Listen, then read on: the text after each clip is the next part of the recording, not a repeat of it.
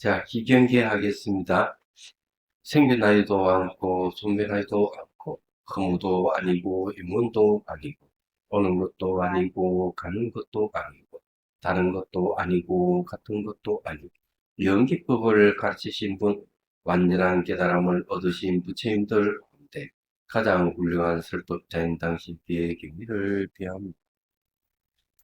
자, 68페이지 중간에 봅시다. 경전의 근이 의존한다 하더라도 네요. 그 앞편에 이제 여기에서 왜 이런 얘기가 나왔느냐 하는 것에 대해서 얘기를 하죠.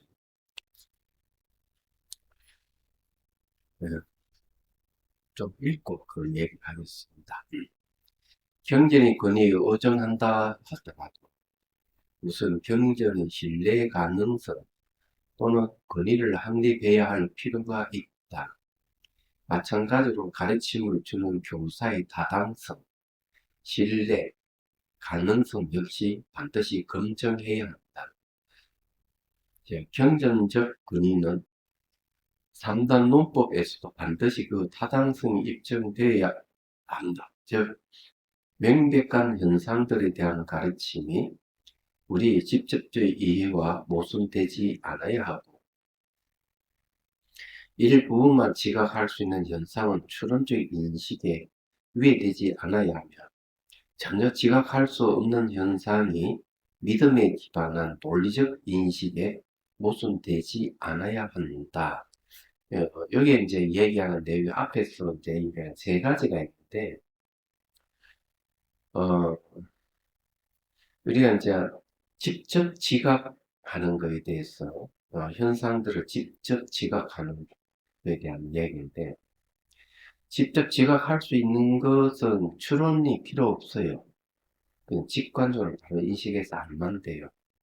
그런 게 도대체 어떤 것들이냐, 이러면은, 뭔가 마음을 관찰할 때 발생과 소멸이 생기고 사라지는 것은 내가 직접 지각할 수 있는 현상들입니다.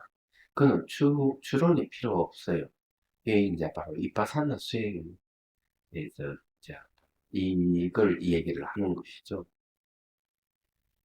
근데 이제 지각할 수 있는데 일부분만 지각할 수 있는 현상들이 있어요. 일부분만. 그 일부분만 지각할 수 있는 현상들에 대해서는 어떻게 해야 되느냐. 추론이 필요하다. 논리적 추론. 그러니까 논리가 필요한 거예요. 얘기하자면. 어, 그러면 이제 그런 것들은 도대체 어떤 것들이 있느냐 하는 거죠. 연기 같은 거죠, 연기. 상호우전한 연기 같은 거는 시각적으로 이래 보면은 어, 그 고정돼 있고 분리돼 있고 수도 존재하는 같이 보여요, 산물들. 그런데 이제 조금만 우리가 생각해 보면 모두 상호우전하고 있구나 이렇게 알 수가 있는. 근데 시각적으로 보면은 연기라 하는 게 안 보이지만 추론을 통해서 연기가 확 드러날 수 있는 관계성이 있나. 이런 거는 이제 다 알 수, 일부분만 지각할 수 있는 현상들은 추론을 통해서 확실히 알 수가 있어요. 그냥 전혀 지각할 수 없는 건 어떤 것이냐면, 윤회 같은 거. 윤회하는 거는 도대체 이거는 전혀 지각할 수 없는 현상, 윤회는. 그렇잖아요? 윤회를 어떻게 입증해요? 굉장히 어려운 거죠. 그래서 이제 이런 현상들은 어떻게, 이때는 이제 믿음이 필요해요. 그 믿음에 기반한 논리적 인식에 모순되지 않아야 됩니다. 이때는 추론이 필요한데 경전에서 이 얘기한 걸 의존해가지고 얘기할 수밖에 없는 거죠. 윤회는 참 입증하기 환생 같은 게 요즘은 환생이죠. 환생에 대한 것은 도저히 이거는 뭐 안 되는 거예요. 전혀 지각할 수 없는 현상. 그러면 이해가 되죠. 그죠? 무슨 말인지. 그래서 이제 경전에는 보면은 부처님 전생에 대한 얘기, 자타카에 대한 얘기 많이 나오잖아요. 경전이 다 나오지만, 경전에 근거를 하고, 부처님께 전생에 이리 활동을 하셨고, 그래서 이렇게 이세사도 한생에서 부처님 되셨구나, 뭐 이렇게 되는데, 실제는 경전에만 그런 것이지, 우리 현실적으로는 도저히 입증할 수 없는 그런 거지. 예를 들어서 그, 현재도 전혀 입증할 수 없는 것과는 성경이 있는 이야기는 거의 입증 안 되는, 현실적으로 불가능한. 그런 거는 뭔가 하면은, 이 성경에 대한 믿음의 근거에 할 수밖에. 믿음의 근거를 하지만은 논리적으로 그 타당하느냐, 그것이 발달되느냐, 그쪽에는 논리가 발달 안 돼 있어요. 불교는 굉장히 논리가, 추론하는 논리가 발달돼 있어요. 예. 그런 차이가 있어요. 그래서 자칫하면은 맹목적 진화, 맹신이 생길 가능성이 많아요. 사이비가 생길 가능성이 많아요. 그래서 여기에 이제 얘기를 하자면은 그런 거죠. 믿음에 기반한 논리적 인식에 모순되지 않아야 한다 하는 그런. 자, 그러면 예를 들어가 천국이나 지옥 같은 건 어때요? 천국이나 지옥도 어떻게 보면 도저히 이거는 전혀 지각할 수 없는 내용들이잖아. 환생하는 것 같이.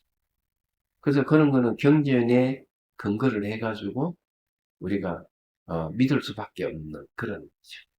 거기다가 논리적인 인식이 필요한 거죠. 그럼 환생에 대해서 도저히 인식할 수 없는 것인데 경전에 입각해서 환생은 존재한다, 윤회한다, 좋다. 그러면 논리적으로는 어떻게 그것을 입증하느냐는 문제가 있어요. 그죠? 그래서 이제 이렇게 얘기를 하고 있죠. 마음에 대해서 신상속을 합니다. 상속. 부모가 자식에게 재산을 상속하듯이 마음 자체가 상속하면서 이어진다는 얘기를 하는 거죠. 그래서 전찰나 마음을 의지해가지고 후찰나 마음이 일어나고 후찰나 마음이 전찰나로 사라지면서 전찰나 마음을 또 의지해도 후찰나 일어나고 이래가지고 마음이 계속 상속해. 그냥 과거에 갖던 모든 정보를 부모가 자식의 재산을 상속하듯이 정보가 상속되어서 이 생에서 중음도를 거쳐서 다음 생에 이어진다. 이렇게. 그러면 그 비율을 어떻게 드느냐 이러면 초저녁의 촛불과 한밤중의 촛불과 새벽녘의 촛불은 그 모습은 똑같지만 초가 심지가 짧고 그만큼 초가 달라져 있는 거죠. 그래서 그런 식으로 상속해 간다. 이렇게 이제 비유적으로 설명을 하는 거죠. 그래, 이게 이제, 논리적인, 타당성이 있어야 돼. 도저히 인식할 수 없는 현상에 대해서 경전에 근거하고 논리가 타당성이 있어야 된다. 예. 예. 그런 이야기를 여기서 좀 하고 있는 겁니다. 요즘 대선에는 굉장히 별 이야기가 다 놔두잖아요. 온갖 걸 다 긍정을 하는데 외신에는 뭐라고 얘기하는가 하면 추악한 불쾌한 선거. 불쾌한 선거라. 그렇기 때문에 불쾌하다 하는 거는 어, 잘 알다시피 그거잖아요. 음, 부도덕한 부도덕한 게 이제 그게 이제 예, 그 대통령 후보 부인들이 대한 예. 그래서 불쾌한 선거라고 외신들 예, 신문에 나와요. 재밌어요. 근데 그게 전부 다 뭘 근거로 하는 논리적 추론, 추측 이런 것을 근거로 해서 나온 것도 있지만 또 한편으로는 이제 조금만 근거를 가지고 논리해 가지고 전체가 인식되지 않는 걸 확 드러낸다든지 그런 거죠. 그러니까 한창 이쪽 저쪽 막 난리잖아요. 그러니까 네, 하여튼 삼국지야. 초한지의 삼국지.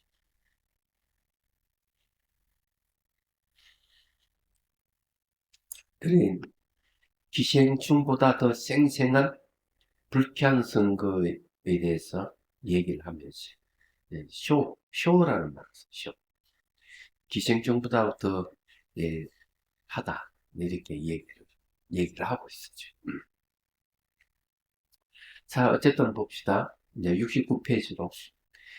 가르침들이 주된 의미 혹은 중요한 목적과 관련하여 진실이라고 혹은 옳다고 가르쳤던 것과 마찬가지로 다른 목적에 관한 가르침의 타당성은 추론에 의해 이해할 수 있다. 우리에게 가장 중요한 목표는 절대성인 열반과 일체지이다. 반면에 일반적인 목표는 인간 또는 전신을 태어나는 것이다. 절대선을 깨닫기 위한 과정이 깊은 가르침이 논리적 검토를 거쳐서 오류가 없음이 검증되었다면 일반적인 목표에 잘못이 있다고 말할 수 없다. 한 문제의 어려운 측면에 참여를 건다면 쉬운 측면도 당연히 참이다. 자, 여기서 이제 이 얘기하는 그 인간이나 전신을 태어나는 것, 이 일반적인 목표는 대개 이제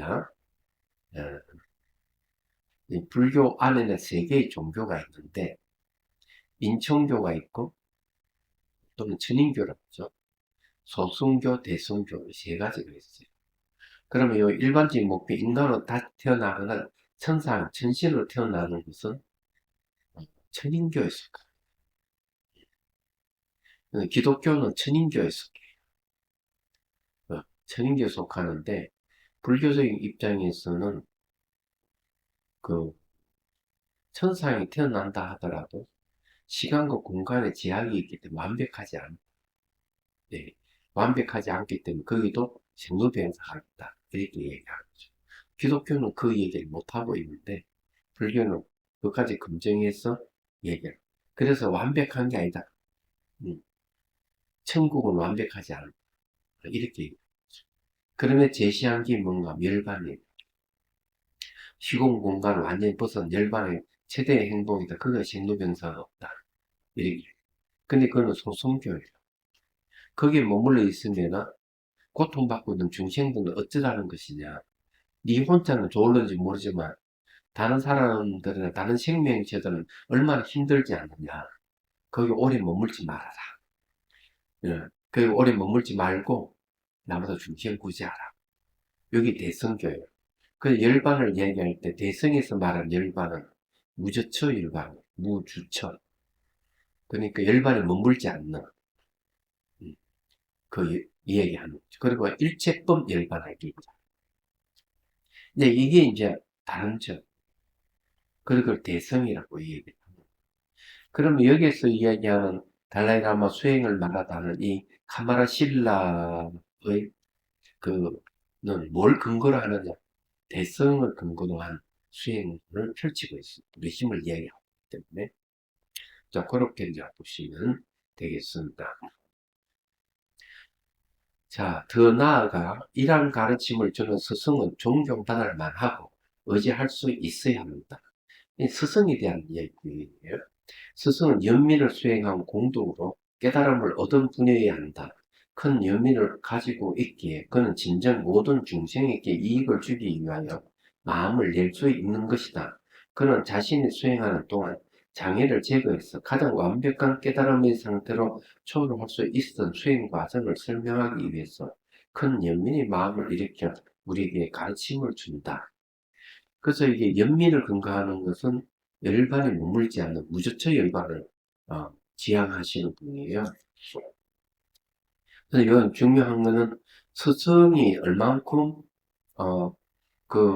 가르쳐 줄 수 있는 능력을 가지고 있느냐. 이게 상당히 중요해요. 얘가. 그래서 완벽한 깨달음을 갖추고 있으면 좋지만 완벽한 깨달음을 얻지 못하더라도 적어도 견도 정도의 깨달음을 얻어도 대단하다. 근데 달라이 라마 스님은 견도, 그 초지 경지까지 이르는 사람도 드물다 이렇게 지구상 그럴 정도이기 때문에 어쨌든 설사니 그렇다 하더라도 수행 체험이 분명하게 있어야 되고 그 수행 체험이 경전이나 문서에 부합해요.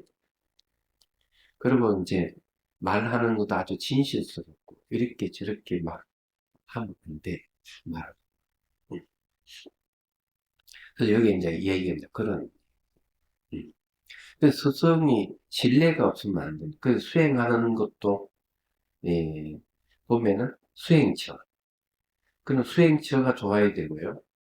그 다음에 이제 내가 수행하는 데 있어가지고 의식적으로 해결해 줄 수 있는 신도가 있어야 돼. 그 다음에 같이 공부하는 동반이 있어야 돼. 그죠? 그 다음에 스승이 있어야 돼. 네, 이런 게 갖춰져야만이 수행이 제대로 할 수가 있다. 이렇게 얘기를 하죠. 어, 그렇지 않으면 수행하는 데 있어서 네, 굉장히 좀 험난하다. 이렇게 볼 수가 있습니다. 음. 자, 그 다음에 이제 봅시다. 부처님께서는 당신께서 직접 겪으신 경험에 바탕을 두고 가르치셨다. 진리를 직접 깨달으셨기 때문에 그 진리를 밝히는 데 대단히 능숙하신 분이셨다. 그분의 가르침은 조건이 없었으며 그분은 지칠 줄 몰랐다. 어떤 일이든 상관없이 수십 겹에 걸쳐 중생 이익을 위해 봉사하실 준비가 되어 있으셨다. 이 점들을 이해하고 숙고하는 것이 부처님의 가르침이 옳다는 것을 확신하도록 도와줄 것이다. 여기는 상당히 이제 맞는 말이에요. 당신이 깨달았던 것을 어, 그 아주 능숙하시고 가르치는 조건이 없다 그랬어요. 지금 우리가 지금 이건 녹화를 하잖아요. 녹화를 올리잖아요. 올리는데 여기는 누구나 볼 수 있도록 열려 있어요. 조건이 없어요. 근데 부처님 법을 만일에 올리는 돈을 받고 올린다면 그건 어떻게 될까? 장사하는 꼴. 그런 부처님 가르침에 정면에 위배됩니다. 그렇잖아요? 그래서 이 지금 어, 녹화를 하고 있으면 이것을 안에 내용을 이제 보고 책 넘기는 거, 뭐 소리 나는 거 다 제거하고 그 다음에 그 안에 소음을 다 제거를 할 때 제거해가지고 몇 시간이 걸립니다. 그래서 한 편 올리는 얘기야. 그러면 시간이 한 시간 하지만은 줄이면 막 40분이나 50분 정도 됩니다. 그래서 올리는데 그냥 올려요. 조건이 없어요. 그건 애초 방침이 그렇습니다. 여기에 이제 부처님께 가르치는 조건이 없다는 말은 맞는 말이잖아요. 지금 그 보면은 유튜브에 올라가 있는 거 보면은 구독자가 2,000명이 넘어갔어요. 구독자. 그는 많죠. 그 무상사에서 법문한 비텐에서 강의한 법문한 거 있잖아요. 49,000. 좀 있으면 5만 원 넘어가요. 3주 전 올린. 저도 깜짝 놀랐어요. 관심이 많다는 거죠. 좀 지나면 5만에 넘어가지 않을까. 이런 생각. 예. 자, 어떠한 일에는, 여기 이제, 네. 자, 이러한 이유로 수행이나 이론을 대신해서 어떠한 경전 가르침을 인용하는 것은 현명한 일이라고 전해진다. 거기에는 위대한 목적이 있다. 경전이 가르치면 수없이 많은 부당한 의심을 꺾고 새로운 지혜를 배워들게 합니다. 그렇죠. 제가 명상켄타를 해서 운영을 하지만은 내가 수행해서 내가 체험했던 바, 내가 깨달았던 내용들을 가르쳐요. 이야기하던 거. 그것도 경전에는 논서에 근거해가지고 위배되지 않는 거죠. 지금, 원고를 다 썼거든요. 마지막 교정을 보고 있어요. 원고를 다 썼고, 그림도 다 그렸어요. 명상 걷기를 논하다. 이제 그게 이제, 곧 이제, 어, 다음 주쯤 해가지고, 이제 출판해야 되지 않을까. 근데 지금 1차 원고를 전체를 다시 이제 보고 있으니까, 그 안에는 이제 다양한 수행 경험들, 수행 방법들, 이런 게 전부 나와 있는데, 제가 경험했던 것들과 녹아나 있어요. 저는 기본적으로 의식이 깨 있어야 된다, 이래 보는 입장. 그냥 눈을 뜨나 감아나 보는 마음이 바뀌지 않아요. 그건 좀 내가 체험했던 거고, 그것도 현재 진행형이지만, 그런 걸 바탕으로 해서 수행이 돼야 되는데, 그리고 이제 수행하면 당연히 의식이 깨있게 돼 있어요. 근데 의식이 깨있지 못하면은 깨달음을 얻어도 그 깨달음이, 오래 가지 않아요. 점점점 체험이 약해지고, 또 약해지기 때문에 다시 의하는가 하면 자기가 깨달았다 하는 걸 다시 또 이렇게 경험을 생각을 하고 되돌리고 이러는 현상이 있거든요. 그런 경우는 깨달았다 보기는 어려워요. 왜 그러냐면 깨있는 의식이 깨달았다면은 그 깨달음이 바뀌지를 않는데 지속성이 있는데 지속성이 없는 거. 그러니까 좀 있으면 그건 다 사라져요. 다시 수행해가지고 다시 또 뭘 해야 되는 일이 또 벌어지는. 그렇기 때문에 곤란하다. 예, 제가 보기에는 그런 게 너무 많다. 그래서 이제 저는 확고하게 자비수관이나 자비다선 참명상이나 극기명상이나 이런 것들은 전부 다 제 체험을 바탕으로 해서 전부 다 접수된 것들이지 다른 건 없어요. 얘기하자면. 그래서 제가 체험을 하고 내가 깨달았던 바를 기술되지 않는 것이라면 내가 명상에 낼 필요가 없는 것이지 사실은. 자, 이제 넘어갑니다. 제4장 자애의 뿌리 평등심 기르기입니다.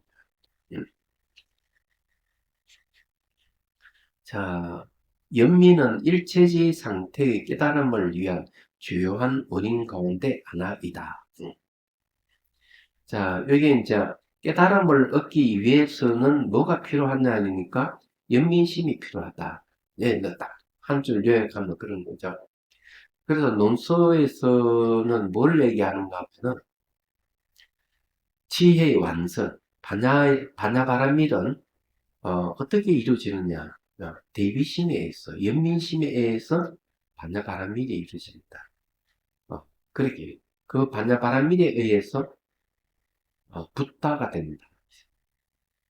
그래서 이제 반야바라밀의 어머니는 연민심이고 붓다의 어머니는 바로 반야바라밀이다. 이렇게 분명하게 얘기를 하고 여기서 첫번에 딱 이 얘기를 하고 있습니다. 앞서 밝혔던 연민은 수행의 시작 단계에서부터 중요하며 수행을 하는 동안에도 중요하고 심지어 노력의 결과로 깨달음을 성취한 다음에도 중요하다. 이제 질문 하나 던져보자. 우리는 연민을 어떻게 명상할 것인가? 연민을 수행하는 순서를 처음으로 설명한다. 여기 이제 가마리 신라의 말씀입니다. 우선 평등심의 수행을 통해서 모든 중생에 대한 하와 집착을 없앨 수 있으니 평등심을 수행해야 한다. 이 평등심을 수행하는 게 왜 수행해야 되느냐 하면은 화와 집착을 없앨 수 있다. 이렇게 얘기해요. 그러면 화와 집착을 없앨 수 있는 게 뭐냐? 바로 연민심 수행이라는 거죠.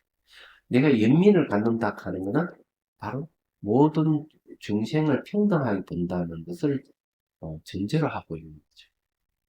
그러면 이 평등하게 보지 못하게 하는 게 뭐냐? 이러니까 화를 내는 거와 집착하는 걸 얘기해요. 여기 얘기하고자 하는 말이 딱 그 얘기.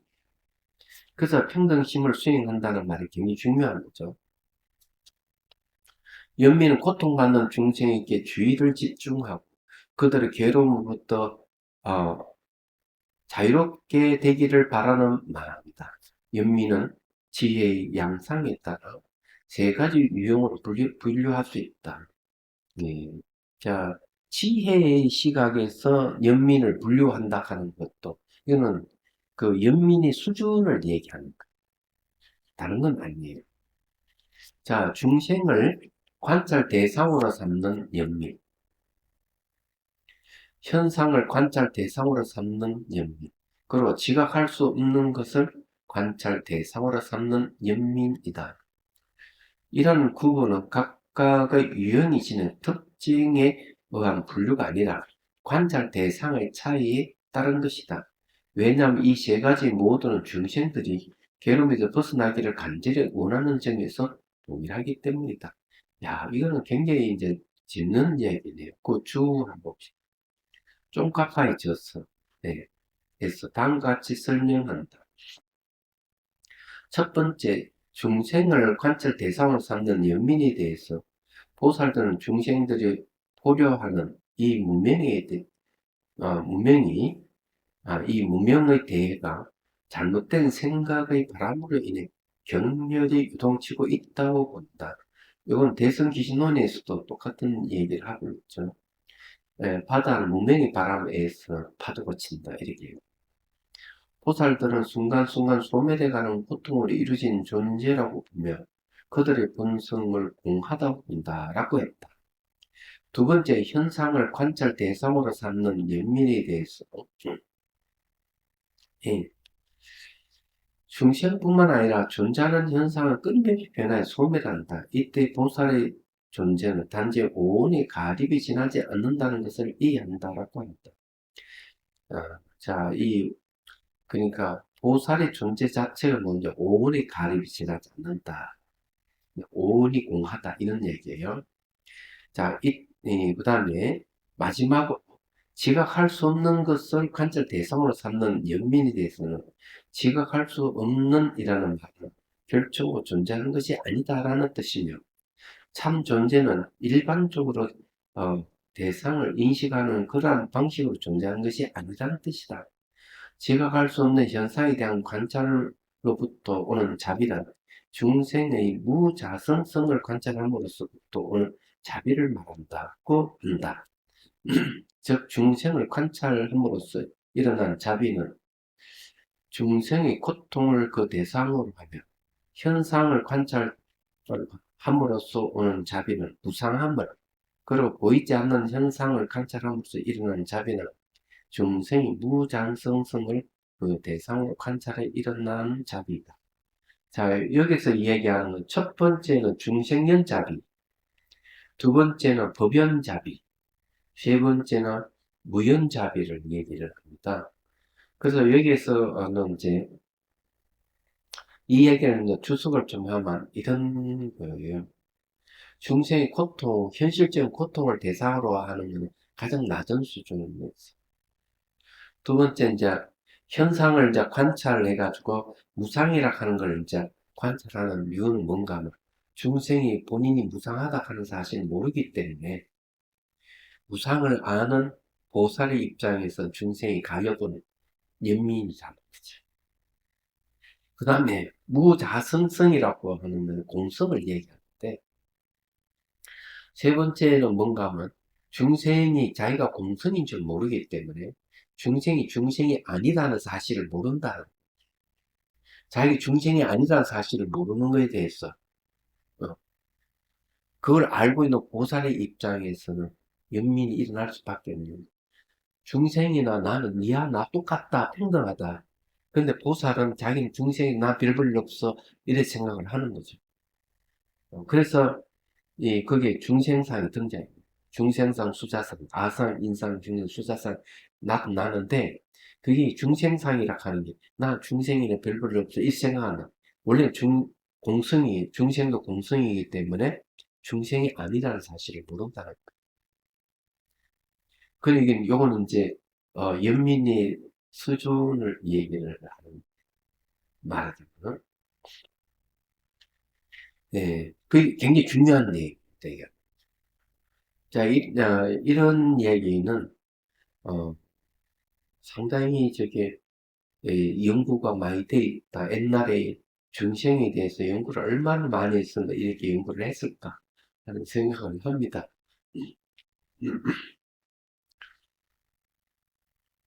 야, 중생을 관찰 대상으로 하는 연민이 그렇게 불리는 이유는 이것이 오로지 중생들에게만 초점을 두고 중생들이 무상하다거나 자성이 부재 등 중생의 특징에는 주의를 기울이지 않기 때문이다.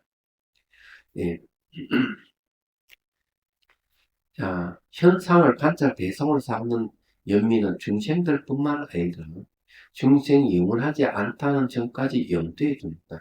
마찬가지로 지각할 수 없는 것을 관찰 대상으로 삼는 연민은 지각할 수 없는 것을 특징으로 하는 중생들과 그것들이 자세히 공하다는 것에 중점을 둔다. 자, 지각할 수 없는 걸 특징으로 하는 중생들, 그 중생 자체가 공하다는 걸 얘기합니다. 예. 그래서 그들의 자세히 공하다는 것에 중점을 둔다는 말이 그래서 나온 겁니다. 말하자면은.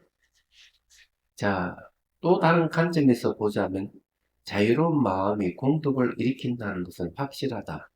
특정 종교를 믿는지 여부에 상관없이 이건 사실이다. 한 사람의 선함은 그가 일으킨 좋은 생각의 질 또는 힘과 간접적으로 관계가 있다. 자유로운 사람은 많은 사람의 존경을 받을 것이며 사람들이 그에게 더욱 친근감을 느낄 것이다. 이런 현상을 동물에게도 찾아볼 수 있다. 동물은 잘해주는 사람을 만나면 큰 즐거움과 기쁨을 보입니다. 그리고 그 사람 가까이에 있는 것을 즐거워한다. 반대로 공격적이고 나쁜 의도를 가진 사람은 동물들과 새들까지 그를 의심한다. 그런 사람의 목소리를 듣거나 발소리를 듣기만 해도 동물의 새들은 재빨리 도망갈 것이다.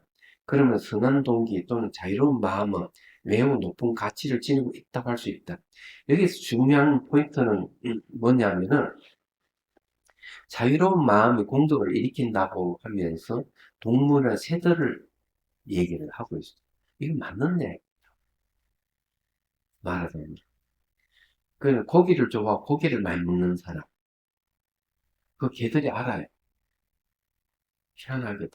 그런 사람은 막 짖어 사고 그냥 어르렁대고 그러는. 그런데 그렇지 않는 사람들은 더 개고기를 먹고 있는 사람 더더욱 개들이 싫어하죠. 예. 금방 알아요. 그래서 이제 그러는데 사람이 매우 자유롭고 이러면은 개들도 그냥 굉장히 친근감을 보이고 새들도 두려워하지 않아요. 이제 그렇지 않으면은 다 도망가요. 고양이 이뻐하고 이러면 굉장히 가까이 와가 몸 비비고 이래요. 그렇지 않으면은 예, 발수만 들어도 다 도망가요. 예, 어, 저 그게 살면서 그 자비선사에 있으면서 보면은 고양이들 다 어디 가 있느냐 하면 초벌 스님들 그게 사는 거기가 다 같이 살아요. 내일 먹이를 주고 스타만 주고 하니까 자기 좋아하는 줄 알거든. 저는 절대로 좋아 안 해요. 얘기하면. 그러다 싫어하지도 않아요. 전혀 그렇지 않아요. 그러다 이놈들이 와가지고 한 놈이 막 이렇게 비비도 나는 반응을 안 보여요. 그럴 때, 그렇지만은 이 고양이들이 알아요. 자기 적이 아니다 하는 사실. 그래서 네, 내가 가고 이러더라 뭐 도망가고 이러지는 않아요. 내가 친근히 하지 않기 때문에. 어, 이 가축이 손을 대고 그러니까 동물이 손을 대고 이러면 길들이고 이러면은 안 된다는 게 계율이 나오고 있기 때문에 네, 안 하는데 그렇게 이제 동물들도 그거 다 아는 거예요. 예. 자비선사는 막 보면은 새들이 얼마나 많은지 아침 일어나면 막 새들이 막 노래를 부르고 주변에는 전부 다 나무들이라서 그런지 잘 모르겠어요. 나무가 많고 이러니까. 그래서 이 새들이나 동물들이 먼저 안다는 거죠. 그게 굉장히 아주 적절한 비유입니다. 음. 자, 연민의 마음이 있는 사람은 모든 사람에게 존경의 대상이 되고 그들의 자유로운 성품은 모든 곳에서 친구들을 끌어당긴다. 음. 심지어 전혀 모르는 사람들도 연민의 마음을 품은 사람과 즐겁게 친구가 되는 것을 볼 때 연민의 마음을 품은 사람들의 매력을 쉽게 알 수가 있다. 근데 학자들이 이제 연구를 어떻게 했는가 하면은 인류가 이렇게 진화해 갈 수 있는 것은 어, 협력하는 관계, 서로 공감을 하고 협력하는 관계에서 이제 진화해 온 것이지 경쟁 관계에서 진화해 온 게 아니다. 이렇게 얘기해요. 경쟁 관계는 서로 죽이는 관계예요. 구석기 신석기들처럼 보면은. 그래서 이제 부족 간에 전쟁이 일어나면 그냥 정복하면은 그 부족, 정복당한 부족은 전부 다 노예로 좀 다 되고 이러는 거죠. 말하자면. 그런데 그런 것보다는 이제 같이 협력해 가면서 점점 발전해 말하자면. 이제 그런 것을 이제 이 얘기를 합니다. 요즘은 이제 어떤 것까지 연구가 되고 있는가 하면 원숭이들. 원숭이들도 어떤 게 발견이 되는가 하면은 한 원숭이가 상처를 입었다 이러면 다른 원숭이가 상처를 치료해주는 것까지 이제 발견이 됐어요. 그러니까 다치고 이러면 가가지고 풀을 뜯는다든지 어떤 이렇게 문지를 준다든지 안 그러면 이 곤충을 잡아다가 대준다. 이게 이제 치료하는 게 그게 이제 발견이 돼요.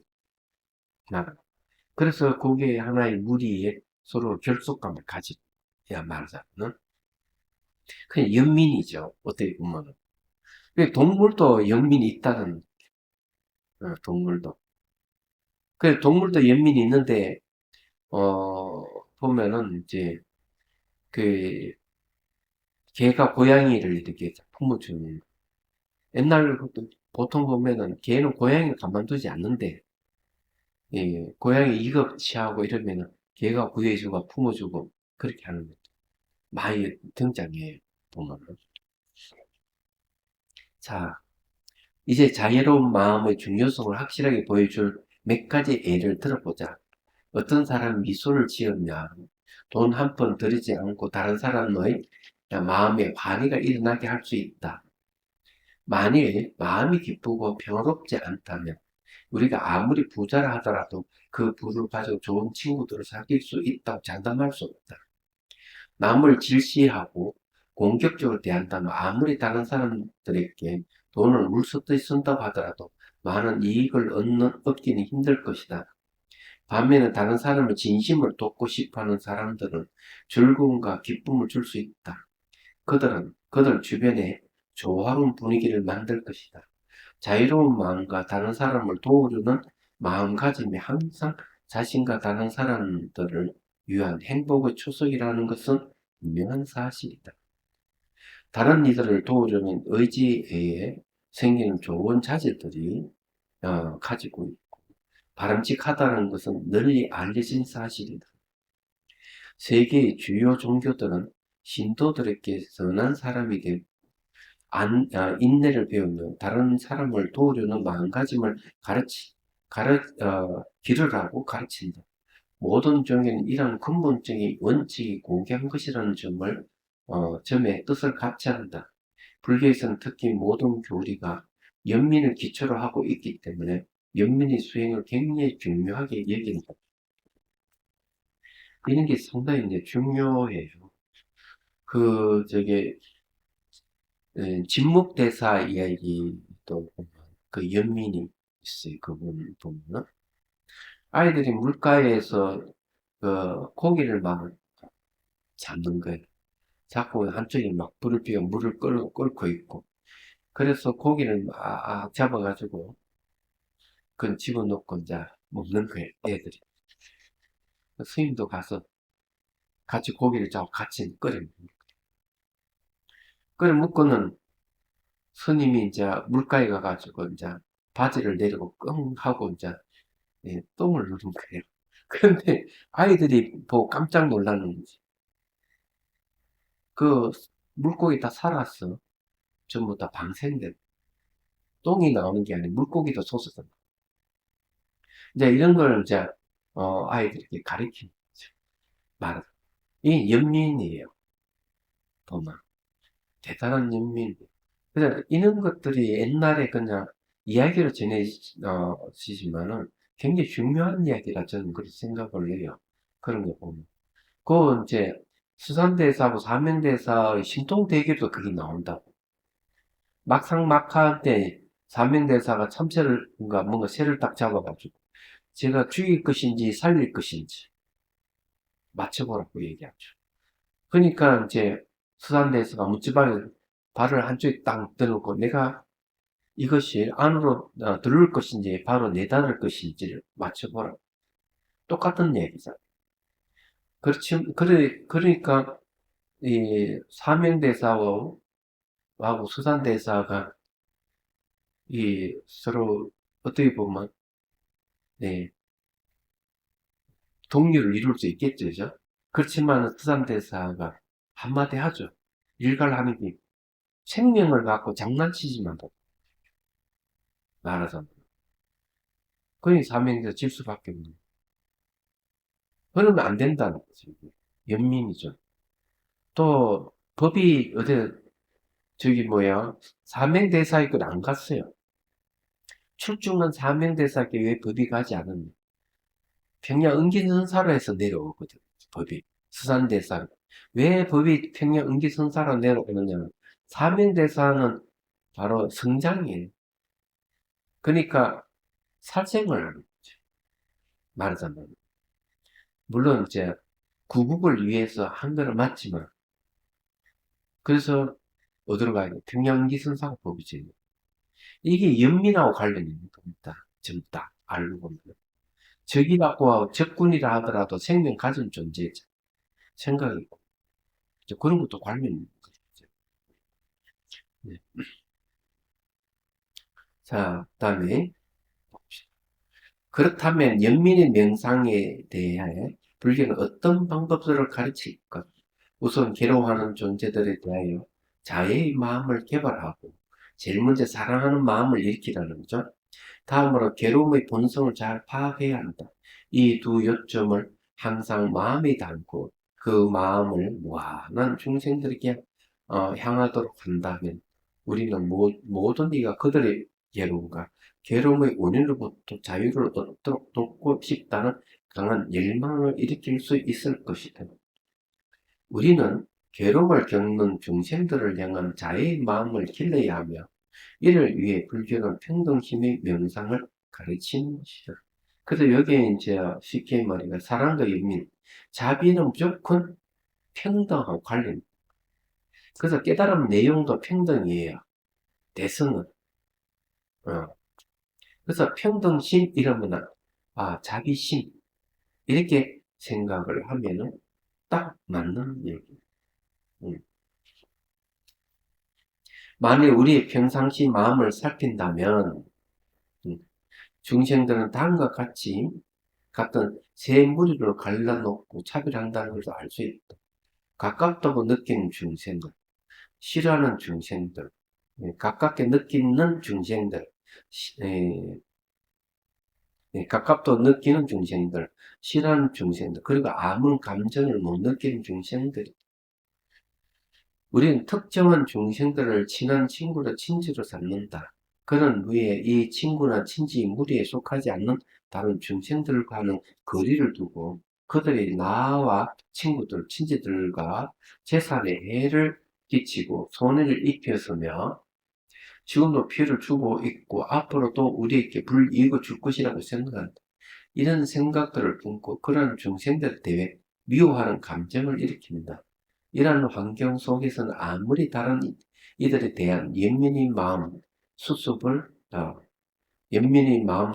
말한다 하더라도 실제 그 이상과 너무나 큰 거리가 있다.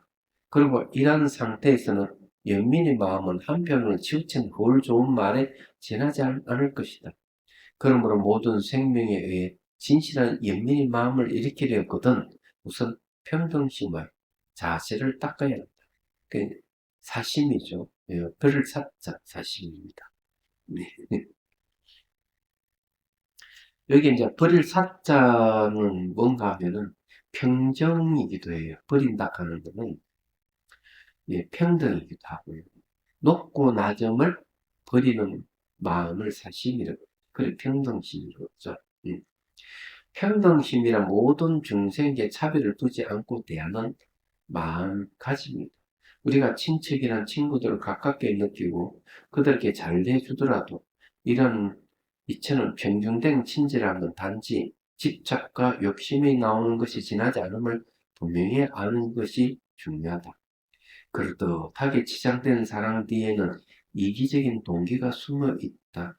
이 사람 나에게 잘해줬지, 저 사람은 나와 이러저러 저렇게 얽혀 있어 라고 생각하면 한쪽으로만 치우친 생각을 합니다. 따라서 우리가 사랑 혹은 자애라는 말을 일상적인 용어로 사용할 때는 애착이라고 부르는 것이 더 정확할 것이다. 요거는 뭘 얘기하는가? 사랑에도 두 종류가 있는데, 사랑자의 사랑이고 사랑의 사랑이죠. 애착하는 거죠. 그래서 이제 보통 사랑을 얘기를 하면서 나 당신을 사랑해. 이건 좋아. 나쁘진 않는데 자기 영역에서 벗어나려고 그러면은 화를 내는 거죠. 얘기죠. 내가 너를 사랑하니까 너는 내 거야. 이 관념이 있는 거죠. 그래서 그런 관념에서 쓰는 용어가 자기라는 말을 써요. 자기 하는 말은 너 내 거야. 이런 말은. 그래서 자기의 영역 밖에서 넘어가려면 화를 내는 거죠. 너 나 사랑하지 않지? 이게. 그래서 데이터 폭력을 발생하는 부부싸움이 일어나는 거죠. 그래서 벗어났다 싶으면 이제 칼 들고 어, 죽이기까지 하는 거죠.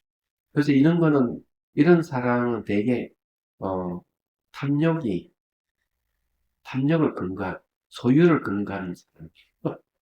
소유를 근거. 그래서 제 속에 결혼하고 사는 것은 되게 이거 관련이 있어요. 말하자면. 그래서 이 사랑자의 사랑은 반대예요. 상대의 이익을 상대에게 이익을 주는 능력을 사랑이라. 음. 그래서 이제 그 친밀감을 갖고 잘 보호해주고 궁극에는 깨달음을 잘 인도하는 것이 사랑이다. 이렇게 얘기를 합니다. 이렇게 얘기하는데 세속에서는 사람을 그렇게 안 보죠. 남에게 이익을 주는 능력이 아니라 소유로서 사람을 생각하니 얼마나 불편한지 이야기하죠. 그래서 이제 소유로서 사람으로 생각하는 사람들에게는 반드시 필요한 게 뭐냐면 밀당을 잘 해야 돼요. 어느 선을 안 넘어가도록. 밀었다, 당했다, 이래야 병행 내려해요. 안 그러면 막, 이제 불편해지죠. 나중에 이제는 애들까지 피해를 봅니다.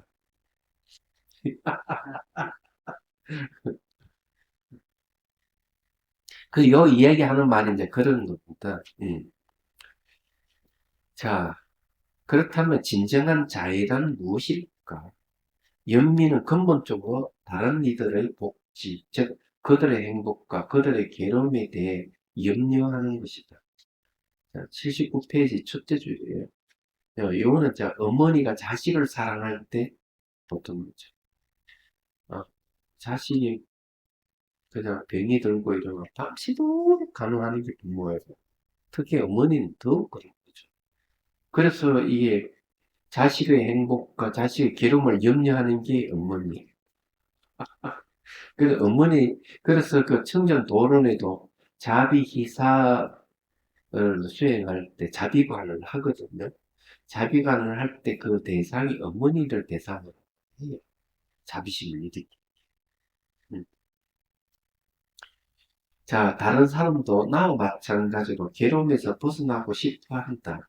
그래서 연민의 마음을 가진 사람은 다른 사람들이 불행하다는 것을 염려하며 그들을 괴로움에서 건지겠다는 선량한 생각을 일으킨다. 모든 이들을 그렇듯이 우리 친구나 친지에게 더욱 친근감을 느끼지만 그것은 집착 그 이상이 아니다. 음, 이러한 마음은 누구 털어야 하며 독도서는 안 된다. 집착과 연민을 혼동하지 않는 것이 중요하다. 예. 그래서 여기에 이제 사랑과 최대의 가까운 적은 탐욕이고요. 먼 적은 분노라고 얘기합니다. 이 탐욕의 다른 말하면 집착이죠. 그래서 사랑의 가까운 적은 탐욕이고 집착이에요. 그래서 이 붙들고 있는 걸 놓아버릴 수 있는 사람. 상대가 나는 이제 당신을 더 이상 사랑하지 않고 헤어집시다. 이러면 그래, 내 너를 그렇게 사랑했는데 나를 떠나겠다고 칼 들고 죽이잖아요. 이거는 이제 집착일 수 없는 거거든요. 그런데 난 당신을 사랑하지 난 이제 떠나겠다 이러면은 진짜 사랑하는 사람이라면 그래 잘 가. 내 당신의 자유를 당신을 존중해. 어. 그래서 이제 이 너무나 사랑하기 때문에 헤어진다는 말이 그런 거거든요. 헤어지면서 전혀 붙들지 않고 당신이 정말 행복하기를 바란다고 놓아주는 사람. 이런 사람이 정말 그 사람을 사랑했던 마음을 표현하는 거죠. 그래서 그런 거 제 속에 많아요. 얘기하자면. 자, 그래서 연민의 마음을 가진 사람은 다른 사람들이 불행하다는 것을 염려하며 그들을 괴로움에서 건지겠다는 선량한 마음을 일으킨다. 음. 모든 이들이 그렇듯이 우리는 친구나 친지에게 더욱 친근감을 느끼지만 그것은 집착 그 이상이 아니다. 이런 마음을 알고 다 했네. 감도 있습니다. 이런 마음은 누구들어야 하며 복돋아야 해서는 안 된다. 집착과 연민을 혼동하지 않는 것이 중요하다. 몇몇 문헌의 애착이 종종 자의를 지칭하기 위해서이기도 한다. 애착과 연민과 몇 가지 유사한 점이 있긴 하지만 이는 단지 진정한 존재의 모습, 진정한 모습 공이죠. 공함에 대한 착각에 의해 발생한 것이 지나지 않는다. 반면 연민은 그러한 착각에 의존해야만 일어나는 것이 아니다. 연민은 무생명이 겪고 있는 괴로움으로부터 그들을 해방시키고 싶다는 열망을 그 동기로 삼는다. 여기 이제 예, 그 달라이 라마 스님하고 예, 스테반 에셀이라는 분하고 그 대화에도 나와요. 예, 스테반 에셀이라는 분은 제가 유엔인권 선문을 작성하신 분 중에 한 분으로 생각되는데 프랑스 사람. 예, 돌아가셨죠, 몇 년 전에. 대담에서 그런 얘기. 지구에서 일어나는 여러 가지 문제들, 예, 테러라든지 환경 오염, 환경 파괴, 기후 변화 이런 것들은 전부 다 고귀한 마음이 없어서 일어나는 현상이라고 분명하게 이야기합니다.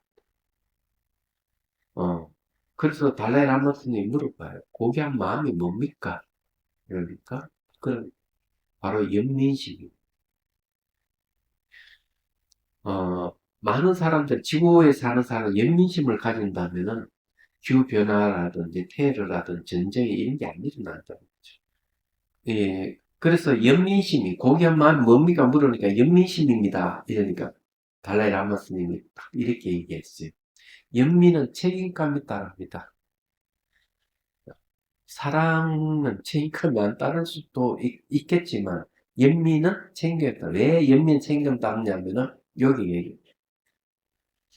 어, 무책임이 겪고 있는 괴로움으로부터 그들을 해방시키고자 하는 열망을 그 동기로 삼는다. 그러니까 연민은 상대의 고통을 빼앗아 없애주는 게 연민이다 하고 얘기합니다. 그래서 이게 사랑보다 연민이 훨씬 힘이 센 거예요. 말하는. 그래서 수행의 동기, 그냥 수행의 뿌리를 어디에 삼느냐 하면은 연민에 삼는 이유가 여기 있는 겁니다. 자, 평등심을 기르는 데는 두 가지 주요한 방법들이 있다. 첫 번째 방법은 관계의 불확실성, 무상함, 그리고 괴로움에 대해서 생각하고 몇몇 사람에게 집착하고 다른 이들을 미워하는 것이 가치 없는 일이라는 것을 이해하는 것이다. 두 번째 방법, 모든 중생의 행복을 바라며 괴로움에 벗어나고 싶어 한다는, 음, 상당히 중요한 얘기를 했어요. 한다는 점에서 동등하다고 보는, 네, 보아 모든 생명에 대해 무차별한 태도를 기르도록 애쓰는 것이다. 이 아살이 이 카마라 신라께서는, 아살은 스승이라는 뜻이에요. 카마라 신라께서는 평등심을 심을 기르는 이 두 번째 방법에 대해 다음같이 말씀하십니다. 두 번째 방법이 뭐냐면 모든 생명에 대한 무차별한 태도를 기르도록 애쓰는 걸 얘기합니다. 모든 중생은 안락을 바라며 괴로움을 바라지 않는다. 이 시작 없는 윤회 속에서 모든 중생은 수백 번도 더 나와 가까운 이가 아니었던 적이 없었으리라는 점을 깊이 생각하라. 이 중생들 사이 어떤 차별이 있었어. 누구에게는 집착하고 누구에게는 화를 내야 하겠는가. 따라서 나는 모든 중생을 향한 평등한 마음을 닦을 것이다. 생각하고 아무런 감정이 없는 사람에 대해서부터 시작한다. 예, 여기 아무런 감정이 없는 사람부터 시작하는 이거는 이제 불특정 다수를 대상으로 해서 한다는 얘기기도 하네요. 다음에는 친구들과 적에 대해서 평등심을 수행한다. 자, 이 방법에 대해서는 청전도론에서도 비슷한 얘기를 한다는 거죠. 자비관을 닦는 데 있어가지고 예, 너무 이제 이성적으로 너무 가깝고 너무 사랑하고 이런 사람부터 문제 하면 안 된다고 그렇게 얘기를 해요. 그리고 원수나 적게 너무 막 대놓고 싫어하는 이런 사람부터 해서는 안 된다고 그렇게 얘기를 하고 여기 이제 불특정 다수 아무 감정이 없는 사람부터 시작해야 된다. 이건 아주 중요한 얘기예요. 이게 아주 저는 동의를 합니다. 자, 오늘 여기까지 하고요. 질문 받겠습니다.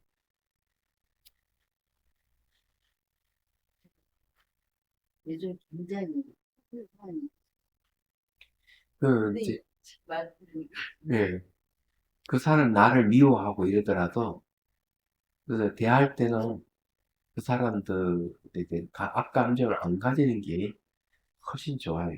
편해요, 본인. 근데 제가 그러니까 그 앞에서 심한 거는 못 생겨 너무 힘들어가지고 그때 이렇게 그분을 만나고 와서는 계속 되기 싫은 거죠. 그 사람이 너무 막 정말 그래, 그러니까, 그 사람을 대할 때, 그 사람이 나한테 그렇게 하니까 막 꼴보기 되기 싫다, 이러지만, 사실은 그 사람이 나에게 그렇게 함으로 해서 올라오는 감정이 나를 힘들게 하거든. 네네 그러니까 그 감정을 잘 지켜보면 결국 이 감정이라고 하는 생각이 오면서 사라지는 것들이거든요. 얘기하자면. 그렇기 때문에 감정에 대해서 잘 관찰해야 되고, 우리가 이제 그 사람에 대해서는 평등하게 대하려고, 오히려 그 사람이 내 수행에 도움을 준다. 저 사람 나의 정신적 성숙을 도와준다. 이렇게 생각하는 게 훨씬 좋아요. 끊임없이 그렇게 생각을 하는데 안 되더라고요. 정말 네. 그래서 이제 수행을 하는 거예요. 마음이 네. 참 간사해요. 그 달라이 라마 스님 말씀 들어보면 그런 이 원수가 나의 스승이다. 예, 이렇게 얘기를 하거든요. 그 티벳 노스님도 자기를 고문한 중국 군인에 대해서 뭐라고 하는 내가 저 군인들에 대해서 싫어하고 이게 그런 마음이 일어나지 않도록 늘 부처님께 기도한다. 이렇게 얘기해요. 그러니까 그게 쉽지 않죠. 그렇다면 나를 고문하는 병사에 대해서 이 악감정을 하고 싫어하는 마음이 일어나지 않도록 부처님께 기도한다. 이제 그와 마찬가지예요. 내 감정을 잘 다스리는 게 상당히 중요하고 상대를 어떻게 대할 것이냐 하는 게 연민이 상당히 중요하다고 얘기하는 이유가 거기에 있는 거죠. 진짜 같이 미워하면은 약값이 더 들어요.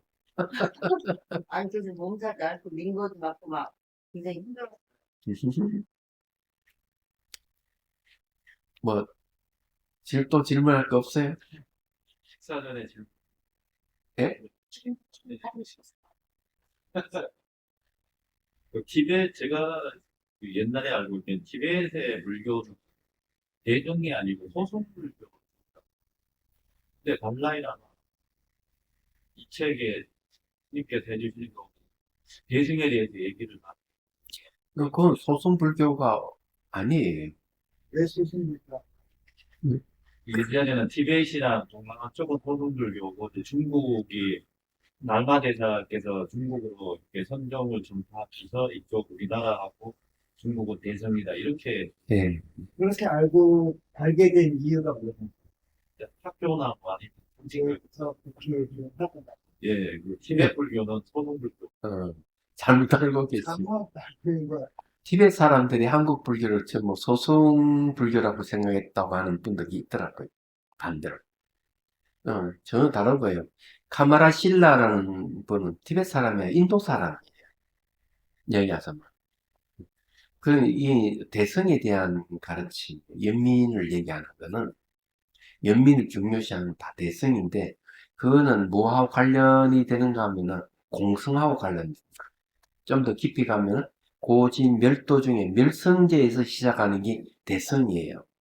멸성제의 다른 이름이 공성이거든. 그래서 보리심에 대한 이야기가 나오는 겁니다. 그래서 이게 이제, 그, 대성은 어디서 시작되는가 하는 거는 바로 이 멸성제, 고지멸 사성 멸성제부터 시작한다 하는 게 상당히 중요하고, 첫 번째 전변, 그러니까 부처님께서 이제 법률을 굴리신 게 있고, 두 번째 굴리신 게 있고, 세 번째 굴리신 것이 있다. 이렇게 얘기를 하거든요.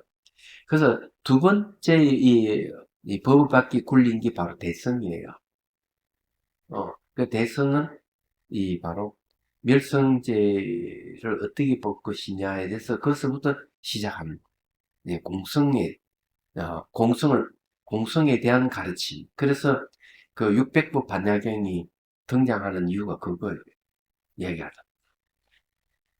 우리가 보통적으로요, 초기 불교를 이제 그 TBS에서 왔는 거라 생각해가지고, 사실은 소설으로 생각하는 분들도 많이 있고, 그래. 예. 스님 지금 하는 스님들은 소송 불교 하시는 분들 아닙니까? 초기 불교는 이제 소성이라 하기보다는 소성은 이제 되게 이제 그 부파불교 시대 중에서 설치 유보를 이제 얘기할 때도 소성이라고, 부파불교 시대를 소성불교 시대라고, 초기 불교는 이제 소성이라 하기도 그렇고 대성이라 하기도 그렇고 근본적인 거기 때문에 대성불교는 뭘 얘기하나? 초기 불교의 확장판이라고 생각합니다. 근데 불교를 새로운 시각에서 이제 불교를 얘기를 하는 거죠. 뭘 근거로? 초기 불교 근거로 해가지고. 초기 불교의 확장판이 대성이다. 이렇게 보면 틀림없어요. 시대가 계속 바뀌어가기 때문에 불교 교리를 재해석할 수밖에 없고 교리가 발전할 수밖에 없는 거. 시대마다. 그게 이제 발전의 대성이다. 이렇게 말해요. 소승도 어떻게 보면 초기 불교의 확장판이기도 하지만 확연하게 이제 좀 다르죠. 소송이라는 오히려 자기 수행의 완성 자체에 열반을 목적으로 하는 다 소승이죠.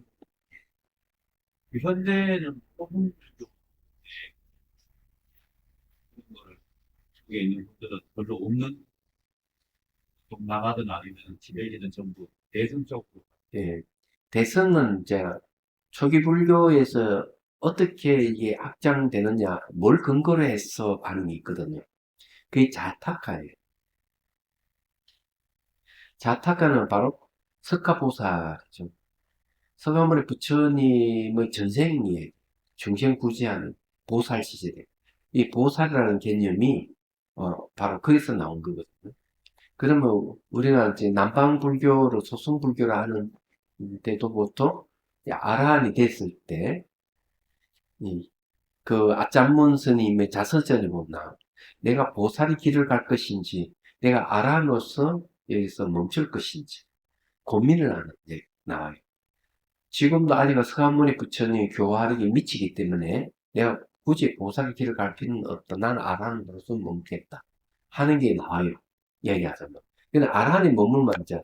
이런 건 전부 다 소송을 보는 거죠. 근데 그 열반에 오래 머물지 않고 나와서 중생구장은 다 보살, 길을 가, 보살은 이제 부처를 지향하는 하는 거고, 부처는 중생을 구제하는 게 목적이죠. 그건 대선이에요. 다른 거예요, 이게. 그래서 이제, 근거를 얘기하면 다 자타가 전생 얘기하고, 근거를 들어서 얘기하고. 그래서 이제, 이 대성불교가 뚱딴게 같이 중간에 팍 생기고 이런 게 아니라는 거예요. 초기불교 학작반이라는 말이 나오는 이유가 바로 거기. 그런 걸 이제 잘 이야기해주고 있는 논서가 쫑가파 대사의 남림이에요. 남림에는 이제 세 단계를 나눠가지고 설명을 하고 있는데, 그게 이제 바로 인천교의 가르침과, 그 다음에 이제 그 중사도로 해가 열반 목적하는 소승불교의 가르침, 그 다음에 이제, 대승불교의 가르침으로 나누어서 수행법을 얘기를 하고 있거든요. 그래서 얘기하는 게 뭐냐면, 건너뛸 수가 없다고 얘기하는 거예요. 건너뛸 수가 없다. 모든 대성이라고 하는 것은 그 이전에 천인교와 소천교를 근거를 해서 대성을 얘기하고 있다는 걸 분명히 얘기를 하고 있어요. 하은경도 보면 그때 이제 노스님 저한테 얘기한 내용을 하은경은 소승 행상을 가지고 대성을 얘기하고 있다. 그 말 요즘 말로 하면은 이 대성이라는 거는 소승을 근거로 해서 대성을 얘기하고 있기 때문에 분리될 수가 없다는 얘기. 그런 걸 생각해. 소송은 말하자면은, 그런, 제가 이해하고 있는 소송이라는 건, 내가 뭐, 그 중생을 구제하려고 하면 깨달아야 되는데, 깨닫지 못하고, 그 전에 연민심이나 이런 것들 아니면 자비에서 일어나는 행위들 자체는 제대로 된 그런 행위가 아니다. 그래서 내가 아란이 되고 완전한 깨달음을 성취를 해야 이제 비로소 뭐를 할 수가 있다. 제대로 된 자비를 할 수가 있다. 그게 소승의 뜻인데, 딱 그렇지는 않아요. 그렇죠. 그냥 일반을 목적으로 하는, 예, 아란을 목적으로 하는 것. 그게 이제 소승입니다. 소승이라고 다 사무량심을 얘기하고 있기 때문에 중생을, 그 자비이사, 네 가지 한량, 중생에 대해서 자비이사는 네 가지 한량도 마음을 일으켜서, 사회에 대해서 관심을 많이 갖고, 봉사활동도 많이 하고, 그렇게 합니다.